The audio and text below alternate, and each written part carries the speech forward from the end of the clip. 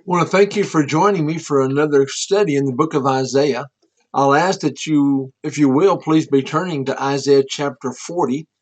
And we got down to about verse 27, but I want to back up a little bit. Let's get our flow because verses 27 through 31 of chapter 40 basically sums up that thought. Then we'll move into chapter 41 here in just a few moments.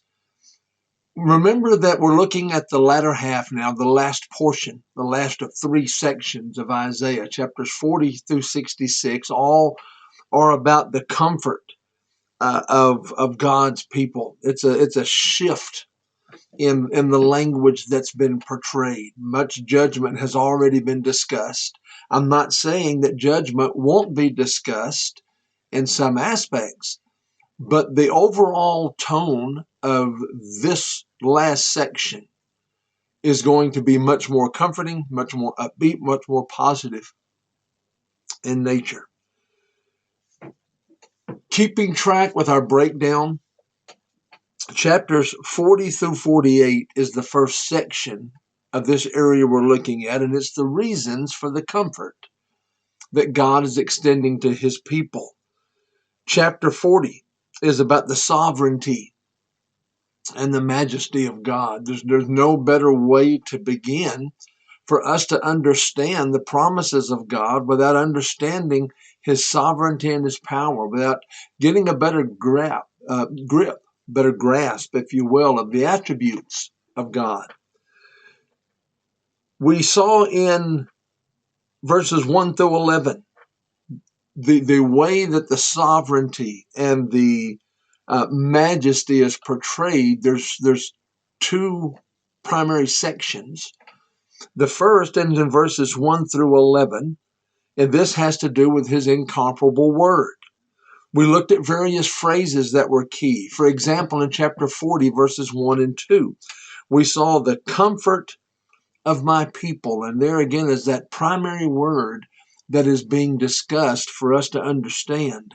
The word of God stands forever, verses 3 through 8. Here is your God, verses 9 through 11. And then the last section of chapter 40 is where we began to wind down last time. And this is God's greatness. In verses 12 through 17, we saw the question, who else but God can do these things? Verses 18 through 26, and that was our last point of discussion, was to whom will you liken God? Notice these series of questions. And so we begin this session, the new material of this session, by looking at the last few verses of the chapter, 27 through 31, dealing with a question, but it's a question that is asked that seems to be based on something that's being manifested by the people. In other words, it seems to be what the people are thinking about God here that Isaiah addressed. Let's read chapter 40 of the book of Isaiah, verses 27 through 31. Why do you say, O Jacob, and speak, O Israel, my way is hidden from the Lord, and my just claim is passed over by my God? Have you not known? Have you not heard? The everlasting God, the Lord, the creator of the ends of the earth, neither faints nor is weary. His understanding is unsearchable. He gives power to the weak, and to those who have no might he increases strength. Even the youths shall faint and be weary, and the young men shall utterly fall. But those who wait on the Lord shall renew their strength. They shall mount up with wings like eagles. They shall run and not be weary. They shall walk and not faint. The words say and speak there in verse 27 are in the continuous tense in the Hebrew language. In other words, so it's a word that's stated that is showing continuous action. And so it's not like, why have you said this and why have you spoken this? He's showing that that same question is continuing. Why are you saying this? Why are you speaking this way about God? And so what this does is it zeroes in on the attitude of the nation. It's like God doesn't care for us. We've seen so many messages of judgment, so many burdens that Isaiah was to spare. We know that there's still great hardship ahead of them. We know they are going to be rejected. Eventually, they're going to be carried away into Babylonian captivity. Isaiah prophesies of that very thing about 740 to 700 BC. Still about 100 years away from what's going to happen. But he's talking about things in the future. And as we move into chapter 41, we're going to see that he begins to introduce somebody that is going to be of major consequence when we get to chapter 44. And what that individual does prophetically is going to bring about a sense of comfort and hope, and it's going to answer this question to a major degree. Step back and look and realize that God is still working. That's in essence what Isaiah was indicating at this point.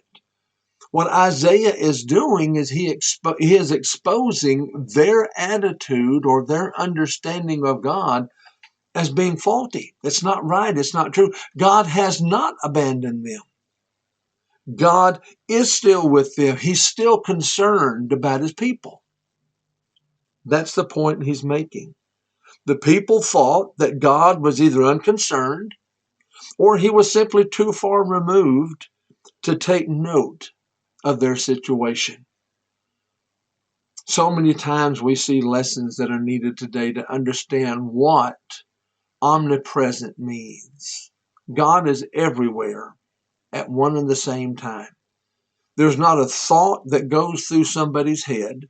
There's not a word that somebody speaks. There's not an action that somebody does that escapes the notice of God. He knows all of these things. Again, I think of the words of a songbook. There's an all-seeing eye watching you. I used to see that as super negative, but that's not necessarily the case. I can make it negative as I focus on things where I fall short. Or I can also take it very positively and realize that God knows exactly what I'm going through. He knows exactly what I'm facing, and he is concerned, and he wants me to lean on him for my help, for my support, and he wants me to put my trust in him. Again, if I had a rubber stamp, I could stamp that on every page of the book of Isaiah. Trust in God is his primary focus from chapter 1 through chapter 66 of that message. A description of God is given there in verse 28. Have you not known? Have you not heard? The everlasting God, the Creator, he doesn't faint. He doesn't grow weary. His understanding is unsearchable. In other words, we can't know everything about God. There's things about God that we may never know. What we do know, he's revealed to us in his will. But his thoughts are higher than our thoughts. His ways higher than our ways. We're going to see that here in this as we continue to move through these chapters. I believe that's in chapter 55, where we see that very thing. But here Isaiah used imagery that should have caused the people to realize who they were dealing with. This is not a mere man. This is not a human. This is not somebody who has some of the same frailties and shortcomings as man has. Note the number of times they leaned on other people to help them, and those people disappointed them or failed to be able to do so. Here, Isaiah is drawing a picture of God that shows he's not like everybody else. He's completely different. His covenant relationship. He spoke of his eternality. He spoke of the covenant relationship, and he spoke of his creative power. All three of those in that one verse, verse 28. We could break that thing down, and lesson upon lesson can be based with those three as main points. But here, Isaiah is being inspired to let the people know something about the power of the God who invited them to that covenant, made the covenant possible, wants the covenant to succeed, wants to bless the people, and he's fully capable of doing so if they'll let him do so. If they will trust in him, if they will abide in his will, all of those things will transpire. Isaiah knew that the people bow in submission to God. And here he's indicating we may never fully understand his ways. Do I believe that the blood of Christ cleanses me from sin? Yes, I do. Do I understand how it does it through normal tap water in my church building? No. Do I believe that I come into contact with the blood of Christ in baptism? Yes, that's exactly what Paul said in Romans chapter 6 in the first 6 or 7 verses of that chapter. I don't fully understand how, but I have faith that it does because God has revealed that it does. Philippians 4:13, this passage is quoted. I can do all things through Christ who strengthens me. That's a powerful statement of faith. I can because God strengthens me. I can because God makes it possible. And that's what we have to realize. It's not on us. It's not on our ability. It's not on my willingness per se. It is my faith in God and my obedient response of faith to his will that makes all of these things possible, sustains me, and gives me hope for the future, which comforts me even in difficult times. That's the point that Isaiah wanted them to see. And then in verses 29 to 31, as we close out this chapter and begin looking at the next one, imagery is again used to portray the suggestion of complete dependence upon God.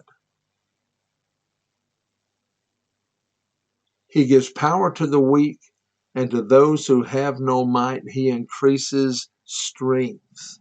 But those who wait on the Lord, waiting on the Lord is being patient. We might say wait with the Lord. Be with him, think with him, dwell on what he's given us.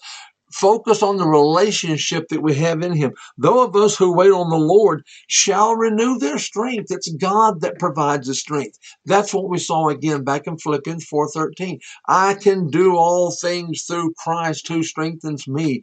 Isaiah is saying we can endure all things through God who strengthens us. There's the power. There's the source for the comfort of God's people. They shall mount up with eagles.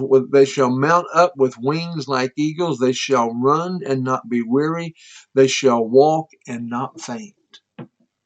Everything they needed to get through the difficult days they were facing and the difficult days that were to come were going to be to recenter, focus their will on God, focus their trust, their dedication, their commitment, all on God. And he would carry them through those dark days. Now, as we move into chapter 41, we saw in chapter 40 that we saw the sovereignty and the majesty of God. Now we're going to focus on the fact that the Lord rules, that he's in control. Following the comfort and the assurance that we saw in the last chapter, now God summoned Judah to recognize him as sovereign. This is an important point in what's going on. Remember throughout the book that we have seen them place their allegiance in man as it relates to armies that would help them against others, even though God had promised that he would do that. We see them rejecting God and putting their trust in idols. God is not going to tolerate that. He did not tolerate that. They were carried into captivity, all 12 tribes, for the same reason. The only way that we are going to recognize how the system works is to realize that God calls all the shots. We do not determine our own way. Jeremiah 10:23, Proverbs 14:12, numerous other passages bears out the fact that it's not on us. We see example after example of those who tried and failed and were punished because of trying to push their will through instead of God's will. We need to stop and realize who holds the reins. Consider ourselves in a wagon, and you have horses that are being guided by reins. Who does that? Or who's behind the steering wheel, if we want to use a car analogy today? In our life and in our walk of life, we have to realize God is in control. He is Lord. We are not. Only when we realize our place will we get the full understanding of what it means for God to be sovereign. He is the ruler of the world. In comparison to his power, the idols of the nations amounted to nothing. They're nothing but wood and stone that man made and rejected God to do so. God is in control. God is on the throne. We want to continue that analogy. Jesus is sitting on the throne now. He's the king. He ascended to the right hand of the Father and serves in that capacity, as had been prophesied. But as we're looking here at Judah at this point in time, they needed to realize their rulers were not in control. The Assyrian and the Babylonian rulers were not in control. The Egyptians, the Syrians, whoever else you want to look at, none of those were in control. Only God is. So why would we put our allegiance anywhere else? Why would we look anywhere else for answers? Those are things we're going to address here. Only God can predict the future. And again, in just a few short chapters, he's going to do that. As a matter of fact, it's going to be Isaiah 44:28. We're about to be introduced to Cyrus the Great, the Medo-Persian king that signed a decree for God's people to come back out of captivity in 536. And he sent them back in 3 waves: to rebuild the temple, to reinstitute the law, and to rebuild the walls around the city. All of that is part of the history that we're moving toward. But we're going to see evidence of the sovereignty of God being portrayed. He predicted here that one from the north would come. So let's begin looking at that. Chapter 41, verses 1 through 4, the Lord rules the world. Keep silence before me, O coastlands, and let the people renew their strength. Let them come near, then let them speak. Let us come near together for judgment. Who raised up one from the east? Who in righteousness called him to his feet? Who gave the nations before him and made him rule over all kings? Who gave them as the dust to his sword, as driven stubble to his bow? Who pursued them and passed safely by the way that he had not gone with his feet? Who has performed and done it, calling the generations from the beginning? I, the Lord, am the first, and with the last I am he. God here called his people together for judgment. He's answered their question about whether or not he realizes that they're in trouble, and whether he even cares about it. The answer is yes, he does. But now he says he rules, and he called them together for this announcement that we see made here in these 4 verses. One might see this as a trial scene, portray a judge and people standing before him. And there's going to be several of those in chapters 41 through 45. Oswalt said this: God is judge and jury, bailiff and prosecutor. He summons the court, he makes the case, and he declares the verdict. In verses 2 and 3, an unnamed conqueror from the east is introduced. And we're going to learn later, this is a reference to Cyrus, who is a Medo-Persian king. We'll talk about him more particularly in chapters 44:28 through chapter 45, verse 1. But there he's going to be named. Yes, he's going to be named just short of 200 years before he was born. God is said to have performed and accomplished the great act of deliverance that's described here. Quite often, again, we see the prophetic perfect. We see something that's a far future event, and this is very well in the future. But remember that it's done to show that God's in control. Cyrus is a Medo-Persian king. He defeated the Babylonians about 539 BC, 539, BC. What he's talking about is a decree that's going to be signed, and I believe it's about 536 BC that's done. But it's a decree that's going to be signed to show a shift in foreign policy that's going to result in the remnant being brought back into the land. Remember, the remnant's already been addressed. Isaiah's already referred to it. So it's back there in the mind of his audience, and it's going to be brought back to the forefront later when we get over into chapter 44. But here, he's referring to him.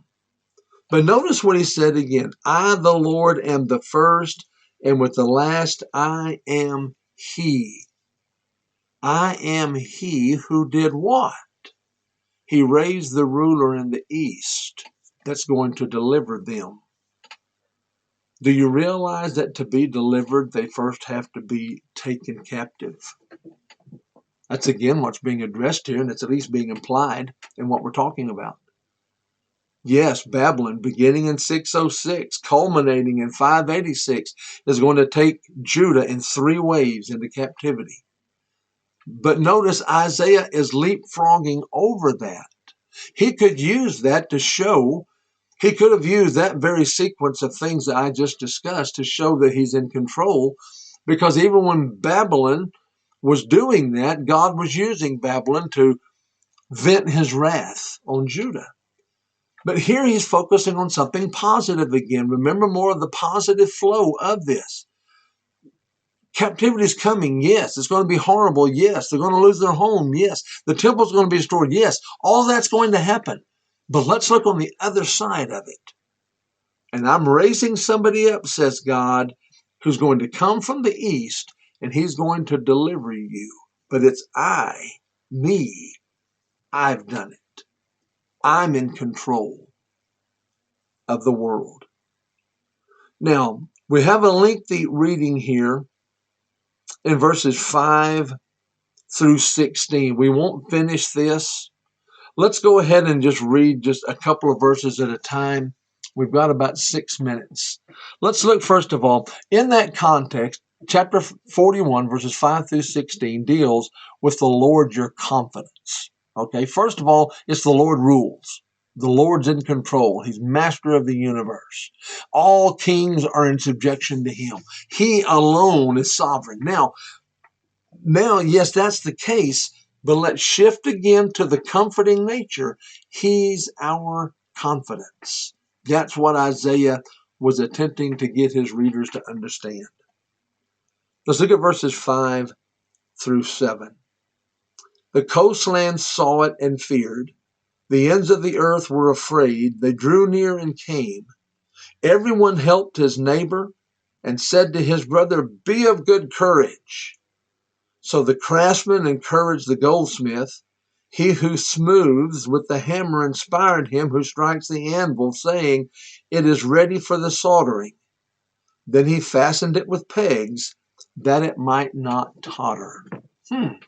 Interesting symbolism being used here. But what are we talking about? Remember what plagued them down through time. And almost all the time, rising to the top of the list was idolatry as being a problem. the foolishness of idolatry is emphasized again. In other words, in one sense, the nations encourage one another in vain. You've got this nation who has their gods. The nation that they're coming against has their gods. You're looking at those who crafted these things, but all of their confidence at that time was based on the idols. This idol controlled this. This idol controlled this. Man made them, but he saw them in control of those things, and they encouraged one another to give homage to these idols because those gods were taking care of them. And here, the Holy Spirit, through Isaiah, is showing the foolishness, the folly of that very thing. The very existence of the idol was attributed to the men who made them. There's the foolishness. A human being who has the ability to carve something out of wood, picks up a piece of wood, uses his craft to make that idol, and then he kowtows to that God as being sovereign. That God depended upon that man to make it, and then that man bows down and worships it. That's the ridiculous nature of idolatry. Verse 8. But you, Israel, are my servant, Jacob, whom I have chosen, the descendants of Abraham, my friend. For the first time now, we're introduced to the trend through the thought, the theme that's going to carry us through the remainder of the book. Servant. Remember, I indicated when we started looking at this section that there's numerous servant songs that are seen. The highlight, I believe, of chapters 40 through 66 is chapter 53. And that's the scene of the suffering servant, the crucifixion of Christ. So we're introduced to this theme now that's going to take us through the end of the book about a servant. In chapters 41 through 48, the word servant appears 13 times. And there's different ones filling that role. When we get to chapter 53, Christ is filling it. But in chapters 41 through 45, at various places, Cyrus is that servant that God is going to use. 7 of those 13 times that it's used in chapters 41 through 48, they parallel with the word chosen. How do you answer the question, is God concerned? Yes, I'm concerned because I've chosen you, is the answer that God gives. Here, the servant is clearly Israel. Judah is also referred to as a descendant of Abraham, who is referred to, interestingly, as the friend of God.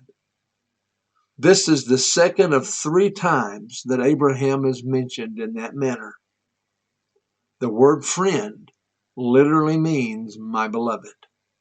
We can't help but think again of the 3 promises that God made to Abraham, 2 of them having been fulfilled, 1 of them to come in the Messiah, the seed promise. We'll pick up there in verse 9 next time. Again, I want to thank you for joining me in this study. As always, I hope this study is beneficial. I hope that we are strengthened and we are comforted through the message. But until next time, God bless you.